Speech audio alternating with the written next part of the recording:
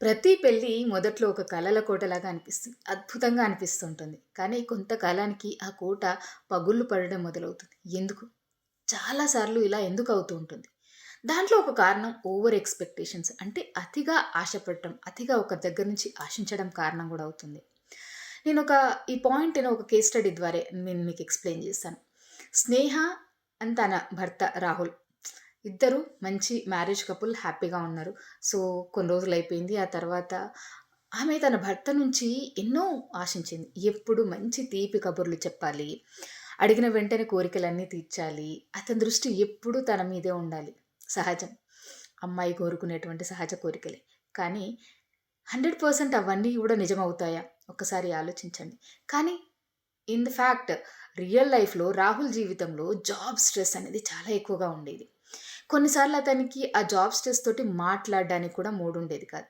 అతనికి personal space కావాలి. వ్యక్తిగతంగా తనకి కొంత స్పేస్ కావాలి, కొంత ప్రశాంతత కావాలి అని కోరుకున్నాడు. అలాగే ఉండడం మొదలుపెట్టాడు. అయితే అసలు ఇక్కడే క్లాష్ అనేది మొదలైంది. స్నేహ అనుకుంటూ ఉంటుంది తనెప్పుడు నన్ను ప్రేమిస్తూనే ఒకవేళ తను గనక నన్ను 100% ప్రేమిస్తే ఇప్పుడు నా మాట వింటాడు కదా! వినట్లేదు. అంటే సో, తను నన్ను ప్రేమించడం లేదు. తనకి నేను అవసరం లేదు అనేటువంటి ఫీలింగ్‌లో ఉండిపోయింది. కానీ ప్రేమంటే ఎప్పటికి ఎగిరే బెలూన్‌లా కాదు కదండీ! Grounded bond. అంటే చాలా రియాలిటీగా ఉండేటువంటి వాస్తవాలను అంగీకరించాల్సినటువంటి బంధం. ఇక్కడ రాహుల్ కూడా తనలాగే కొన్ని ఎక్స్‌పెక్టేషన్స్ పెట్టుకున్నాడు. తనకు కూడా ఉన్నాయి. స్నేహ ఎప్పుడూ హ్యాపీగా ఉండాలి. తనేం చేసినా కూడా ఓకే సర్దుకొని వెళ్ళాలి. తనని డిస్టర్బ్ చేయకుండా అర్థం చేసుకొని వెళ్ళాలి.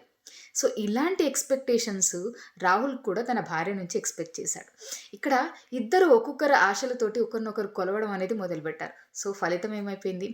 ప్రేమను ఇక్కడ ఫస్ట్ ఆఫ్ ఆల్ మెజర్ చేయడం అంటే కొలవడమే ఇలా ఉండాలి, ఇలా ఉండాలి అని కొలవడమే మొదటి పొరపాటు.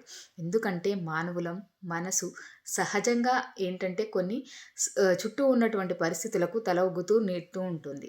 సో, దాన్ని గుర్తుంచుకోవాల్సింది. ఇక్కడ సైకలాజికల్ ఇన్‌సైట్ ఏందంటే ఒక మనిషి ఒక వ్యక్తి ద్వారా అన్ని ఎమోషనల్ అవసరాలు తీరవు. ఆల్వేస్ రిమెంబర్ ప్రతి వ్యక్తి గుర్తుంచుకోవాల్సినటువంటి మాట ఏంటంటే ఒక వ్యక్తి ద్వారా ప్రతి ఎమోషనల్ అవసరం అనేది తీరదు. పార్ట్నర్‌ని హీరోగానో లేదంటే దేవతగానో ఊహించుకొని అన్‌రియలిస్టిక్ ఎక్స్‌పెక్టేషన్స్ పెట్టుకుంటే ఆ తప్పు ఎవరిదవుతుంది? మనదే అవుతుంది. మనకు ఆటోమేటిక్‌గా ఫ్రస్ట్రేషన్ అనేది తప్పదు. ఎందుకంటే ఎవ్వరు కూడా ఈ ప్రపంచంలో పర్ఫెక్ట్ పార్ట్నర్ కాలేరు.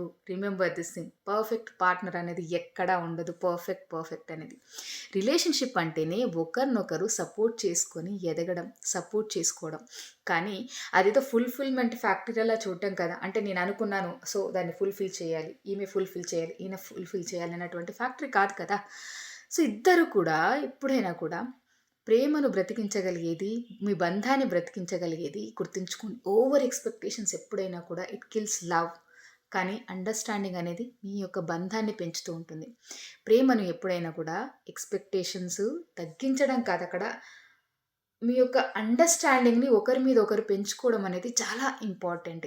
ఎప్పుడైతే మీ ఇద్దరి మధ్యలో అండర్‌స్టాండింగ్ పెరుగుతుందో, ఆ ఎక్స్‌పెక్టేషన్స్ అనేవి వాటిని కూడా మీరు అర్థం చేసుకోవడం మొదలుపెడతారు. ఓకే. ఇది ఇలా ఉంది పరిస్థితి. దీన్ని మనం ఈ విధంగా వెళ్ళాలి. ఇలా ఉంది పరిస్థితి. ఇలా వెళ్ళాలి అనేటువంటి ఒక అవగాహన, ఒక అర్థం చేసుకొని మీ ఇద్దరి బంధం మీరే అద్భుతంగా మరల్చుకోగలరు. ఆ విధంగా చేసుకోగలరు. సో, ఎప్పుడైనా గూడా ఓవర్ ఎక్స్‌పెక్టేషన్స్ కన్నా అండర్‌స్టాండింగ్ ఏ బంధంలోనైనా చాలా ముఖ్యం. గుర్తుంచుకోండి.